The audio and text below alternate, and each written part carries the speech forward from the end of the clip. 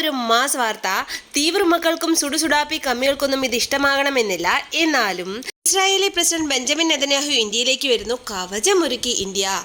നമുക്കെല്ലാവർക്കും അറിയാം, ICC International Criminal Court നെതന്യാഹുവിന് അറസ്റ്റ് വാറന്റ് പുറപ്പെടുവിച്ചിട്ടുണ്ട്.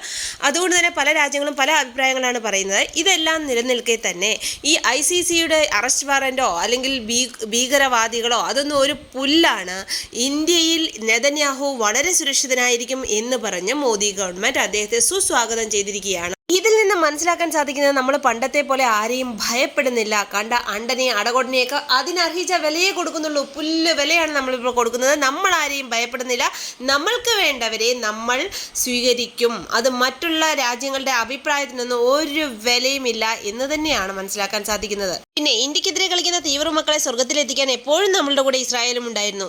ICC സപ്പോർട്ട് ചെയ്യുന്ന രാജ്യങ്ങളെ തള്ളിക്കൊണ്ട് ഇന്ത്യ എടുത്ത ഈ നിലപാടിനെ കുറിച്ചുള്ള നിങ്ങളുടെ അഭിപ്രായം കമന്റ് ചെയ്യൂ.